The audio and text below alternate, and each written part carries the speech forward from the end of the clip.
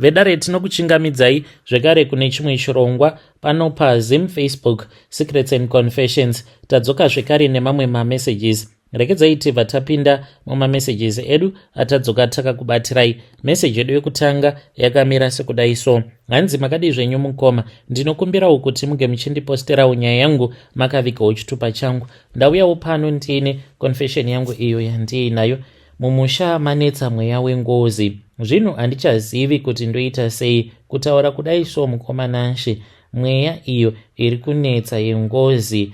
Pava nemweya yevaroora vatatu avo vakafa vari kunetsa mumusha, ende vose ava vakafa mukoma vainge vambori vakadzi vangu, ndo vari kunetsa vachimuka iri mweya yengozi. Zvino ini nekuda kwekuti ndine mari, ndinoti wose uyo anenge afamba dzimwe nguva kana ndichitokwanisa ndinotodhiraivha ndotoenda kumba kweng'anga yacho iyoyo ndotonotaurirana neng'anga yacho ndoiudza kuti handidi kuti unge uchizobatsira vanhu ava o mari iyi kana kuita zvekukomunikata mumweya. So mukoma Nanshe, ininiwo ndakarombesewa nababa vangu apo pandainge ndichiri kuhigh school. Ndainge ndava form 4 gore racho iroro pandakarombesewa nababa. Ndaiva ndiine musikana wangu uyo wandainge ndichifambidzana naye. Zvino ndainge ndisingazvizivi kuti baba vangu vainge vakaromba. Ndakatanga kudanana naye, vabereki vake vainge vachinamata. Isusu hedu tainge tichinamata imwe chechi, but dzisiri chechi dzemweya, dziya chechi dzamunongoziva dzinobvumidza kana kunwa doro. Saka ivo vainge vachienda kuchechi idzi dzemicheno. Saka baba vaigara vachingovashoropodza vavakidzani vedu ava vachiti vanoti zvimwe kuda kuchema ndo kugona kunamata stereki, havazivi kuti kunamata mwoyo wako. Chavainge vachivashoropodzera iniwo ndainge ndisingachizivi, asi nekufamba kwenguva ndo pandakabva ndazozviziva kuti baba vangu ivo vakaromba. Saka zvinhu zvavo zvainge zvorwidzana kuti muvakidzani iye anoita zvekunamata, apa iwewe unobata mabasa erima. Zvino pavakazozviziva kuti ndainge ndichidanana nemusikana uyo wepanext door, apa ndainge ndamumitisa, baba vangu mukoma vakatora tambo vakanditi tora tambo iyi unge uchienda kunozvisungirira nekuti wandiparadza mwana wangu. Mwana akabuda mumavulgar word, shuwa ungandiparadza kudaro, wandiparadzira mabusinesses angu, wandiparadzira zvose izvo zvandakashandira iwewe usati watombozvarwa. Mukoma Nanshe, ndakazoti ndatora tambo iyaya ndava kuenda hangu kunozvisungira because baba vainge vasisiri baba vangu, uye zvekare vainge vachida kuti ndige ndichitsvaka kumwe kwekuti ndige ndichienda kunogara. Mukoma Nanshe vakazonditevera, ndipo apo pavakazonditi ndige ndichipinda mumotikari vakaramba vachingopopota chete. Vakabva vaenda neni kumba kweng'anga. Ndaisatozviziva kutoti baba vangu vaita izvozvo zveng'anga, but vakatanga vanokora ivhu repamba. Vakabva vachizoti apo patainge tava kudarika pamba pevavakidzani, vakaburuka mumotikari vakanjeva, vakabva vachizononokora ivhu. Vakarinokora vakabva variisa muhomwe. Ndokubva tachizoenda kumba kwekwe kweng'anga. Tichingonosvika kwekwe vakapa ng'anga iyaya ivhu racho iroro. Ndokubva vatanga kutaurirana. Iniwo ndainge ndichiri mudiki panguva yacho iyoyo. Zvakawanda zvavakataurirana aiwa handichanyatsokurangarira. Then vakati vapedza kuita saizvozvo ndo pandakabva ndachizopiwa chimwe chidhori. Ndakapiwa chidhori ndikabva ndanzi chidhori ichocho ndaifanira kuti ndinge ndichizochichengeta. Ndakachichengeta chidhori ichocho. Chakazondishamisa ndechekuti zuva iro baba pavakazondiudza kuti ndaifanira kuti ndige ndichizovapa chidhori chechiya, ndakaenda kuspare bedroom kwangu ndikanochitora muwardrobe umo mavainge vakati ndinge ndichichiisa. Ndikaona kuti chainge chitori nedumbu rakakura kuita sekunge chainge chiine pamuviri. Mukoma Nanshe, panguva yacho iyoyo musikana wangu nhumbu yake yainge yatokura kuda zvekuma 5 months, yainge yava kutooneka kuti munhu uyu ane pamuviri. Asi naichowo chidhori ichocho ndakati ndakachitarisa ndakaona kuti chidhori chiya chainge chitori nedumbu rakakura. Mukoma vakatora chidhori chechiya vakabva vanditi ko ingawani zvachatokura chidhori chako, handei kufanira kuti tinge tichidzokera kumba kwasekuru vaya nekuti tine zvatiri kufanira kuti tinge tichizonoita kumba kwasekuru vaya. Takabva tazoenda kumba kweng'anga iya. Saka ng'anga iya yakandipa chidhori netsono. Ng'anga iya ikabva yazondiudza kuti ndaifanira kuti ndinge ndichizopa chidhori chiya zita remusikana wangu. Ndakabva ndazoita saizvozvo. Tsono iya ndikabva ndanzi ndaifanira kuti ndinge ndichichibaya ndichichibvajura ndikaita saizvozvo mukomanashi. Takati tichibva kuya tava kunosvika pamba, ndo patakaona kuti pamba pevavakidzani vedu painge pakaungana vanhu uye zvekare painge patori nemotikari yemapurisa. Ndokubva ndaburuka paya ndikabvunza, ndikabva ndanzwa zvichinzi musikana wangu ainge afa. Hanzi akangokwira mumuti, vanhu vakashaya kuziva kuti ainge achitsvakeiko mumuti. Vakatomuti, naiwe nenhumbu yako iyoyo ndozvawafunga here kuti unge uchikwira mumuti ko kana ukadona? Hanzi akazoti ava kuburuka ndopaakabva achizotsvedza. Akatsvedza ndokubva achizonorovera nedumbu rake. Mwana hanzi akangobuda, mwana kungobuda, iye ndokubva afa, akafira paspoti musikana iyeyo mukoma. Baba vangu havana kana kumbovhunduka nazvo. Pandakavaudza zvinhu zvakandivhundutsa kudaro, ndokubva tatodzokera kumba, vakanozvivharira havo mubedroom, vakakiya gedhi, vakati hakuna anobuda. Mukomanashi handina kana kutendedzwa kuti ndinge ndichienda kunomuchemawo musikana uyu, zvekuti zvakazokonzeresa ruvengo pakati pevabereki vangu nepakati pevabereki vemusikana uyu wandainge ndakamitisa. Saka vabereki vangu vakabva vachizotenga imba, ndokubva tachizotanga kugara somewhere else. Ndozvavakatiza izvozvo, nekuti mashoko ainge ava kungogara achitaurwa nevabereki vemusikana uya ainge asiri mashoko ainge akanaka. Sandizvo zvoga izvo zvakaitwa nababa vangu mukoma. Tichiri kukura kudaro, baba vangu vainge vaine vanin'ina vavo 4 vainge vari marombe,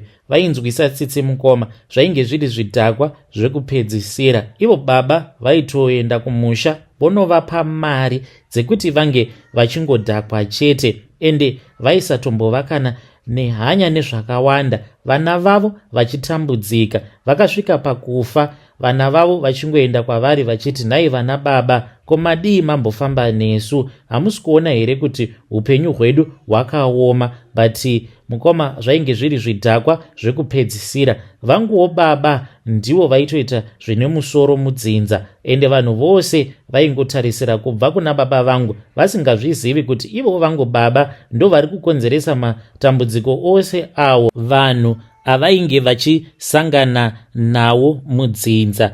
Zvino baba ivo zvavaingoita ndezvekuti vanhu vaiti kana vakabva kumusha vachiuya kuHarare vachidemba vachiti tiri kusangana nematambudziko akadai neakadai, baba vaingotora mari, mabhandiro ema-US dollars mukoma.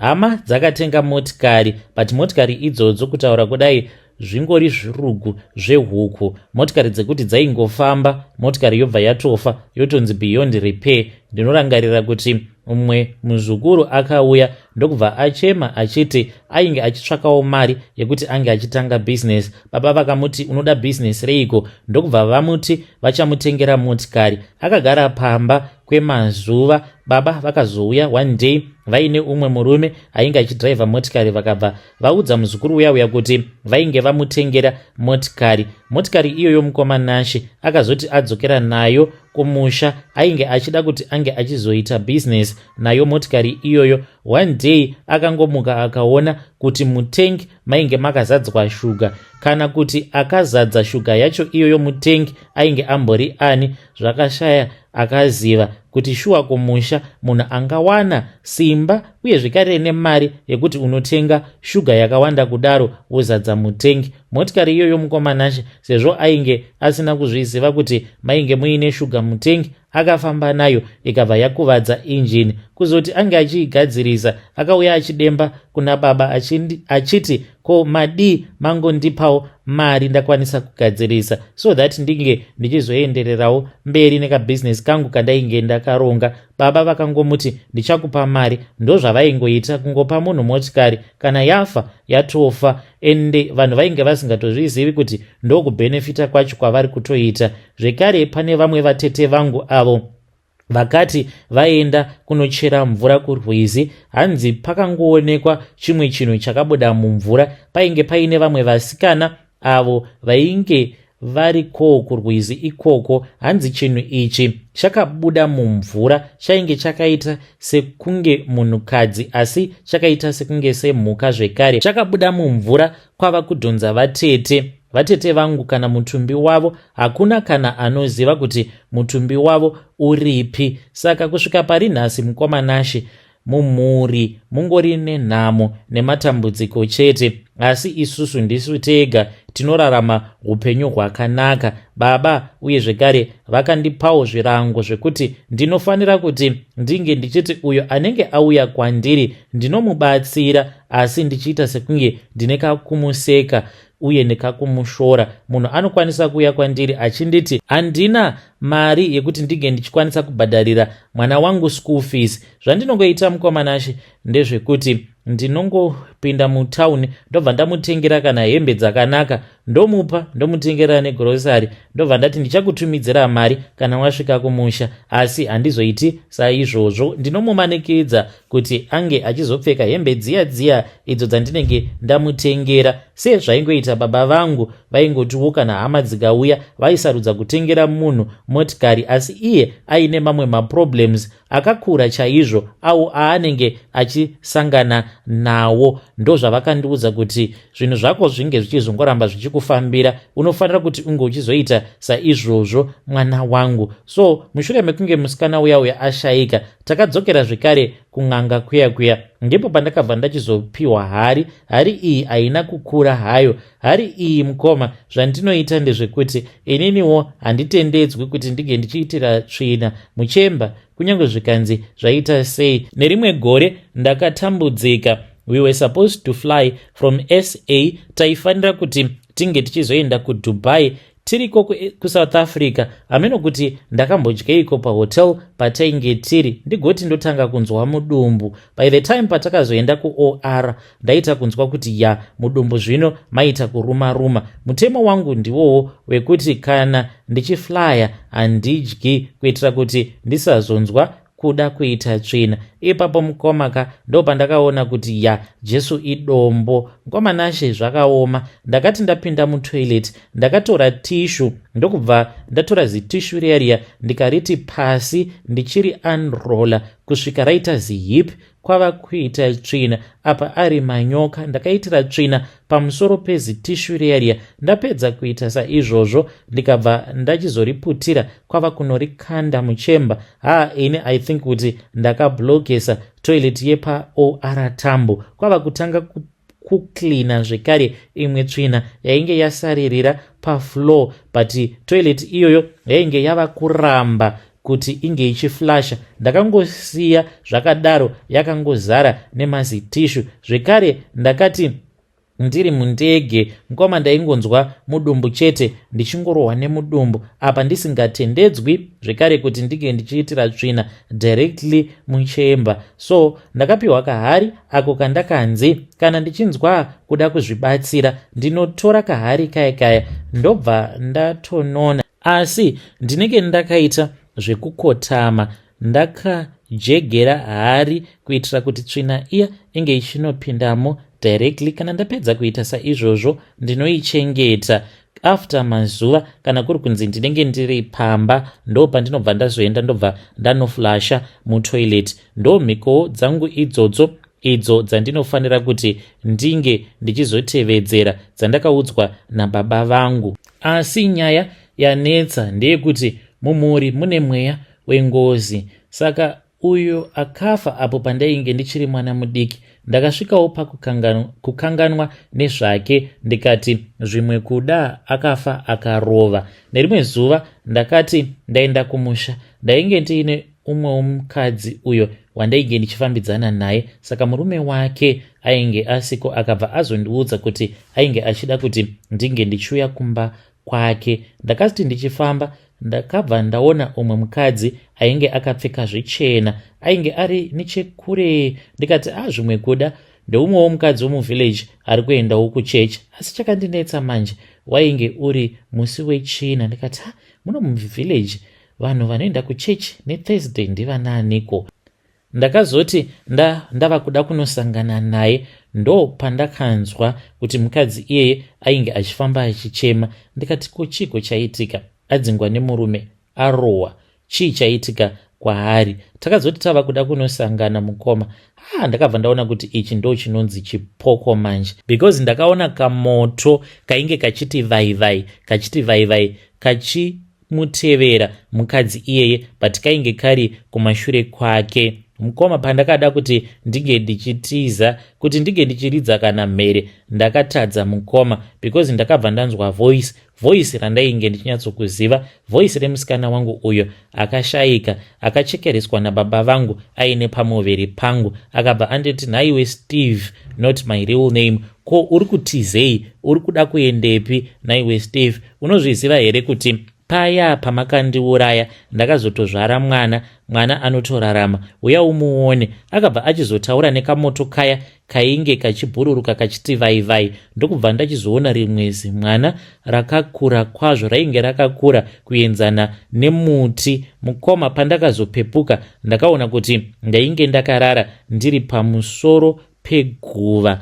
Zvinova zviri zvinhu zvekuti zvakandishamisa. Handina kana wandakaudza. Apa worst of all, mukadzi uya wandainge ndichifambidzana naye akabva andiramba. Chakamutsamwisa ndechekuti akandimirira usiku hwose. Hanzi kana dho handina kana kumbokiya ndichiti zvimwe kuda uchazongokaruka wapinda ndabatwa nehope. So mukoma ndakazodzoka hangu kuHarare ndikaenda kune imwe n'anga yainge yava kundibatsira. Zvino n'anga iyi yakabva yachizondipa chimwe chidende. After ndazopedza kuuraya vakadzi mukoma, ndo pandakaona kuti zveurombwa zvinotinetsei, nekuti kutaura kudai so mubedroom mangu makazara nehari, mishonga yakasiyana-siyana.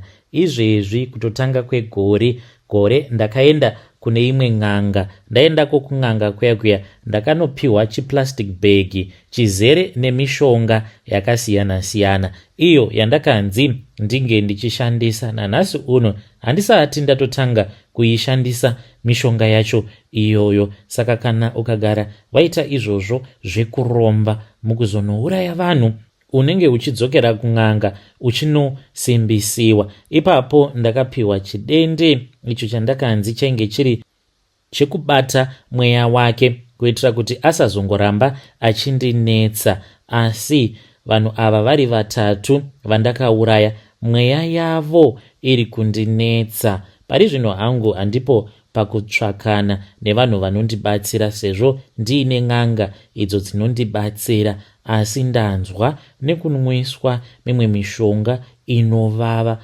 unorutsa ukaita sekunge uchafa nekurutsa. Ndine kamwe kamushonga ako kandakapiwa, kamhodzi keimwe bhinzi, handizivi kuti ibhinzi yakaita sei iyoyo, yakakuyiwa yandinopota ndichipiwa neimwe n'anga, yandinonzi ndinofanira kuti ndige ndichizopota ndichiinwa pano nepapo. Ndinongozanganisa nemvura ndonwa. Zvino ndinoti kana ndanwa paya ndinorutsa zvekuti munosvika pakundinzwira tsitsi. Uye zvekare ndine imwe sheti yangu iyo yandinopfeka kana kuri kunzi veukama vakagara pasi vachiti tine dare remhuri. Iniwo sezvo ndiri part of the family, ndinenge ndichifanira kuti ndige ndichizovapo. Ndinenge ndakapfeka sheti yangu, mukomana chikunyangwe zvikanzi kwapisa zvinengei, sheti iyoyo ndinototi ndige ndichiipfeka. Apa inopisa sei, ilong sleeve. Dzimwe nguva kana ndikaona sekunge vanhu vanokwanisa kuzozviona kuti ko munhu uyu zvaari kungoramba akangopfeka sheti yake, ndinosarudza kupfeka jacket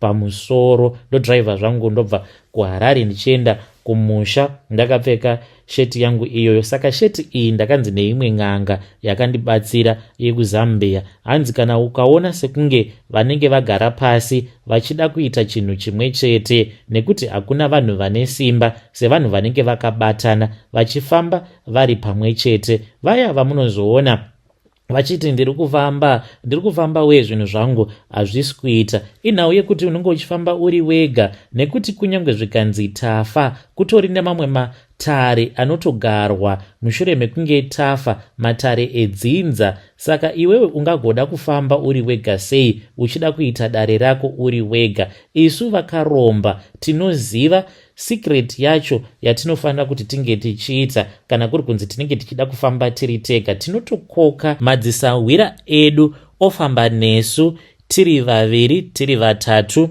kana 8 depending nesituation. Vamwe vedu vanenge vakaromba toenda vachiita sekunge vanenge vari hama. Zvino uya sahwira mukuru anenge achitibatsira asati apinda mumatare anogara azivisa vari kumhepo nekuvapawo mari, obva ati aiwa kanganwirai mwana wenyu nekuti muchimuona achifamba akadai so. Vamwe vose varamba kufamba naye. Zvino angaita seiko? Ndipo apo paabva azofunga kuti ndinokwanisa kufamba nemadzisahwira angu awa andiinawo. Ndo secret yedu iyoyo yatinoita. Zvino iwe ukati ndava kuenda kunobatsirwa ndiri ndega, vari kumhepo vanokubvunza kuti uyu ari kufamba ari ega, ko hama dzake dziripi, veropa rake varipi, pane patingamubatsira here ari ega? Ndokusaka uchiona vanhu vachizongotambudzika vachingoti ndiri kufamba, ndiri kudyirwa mari,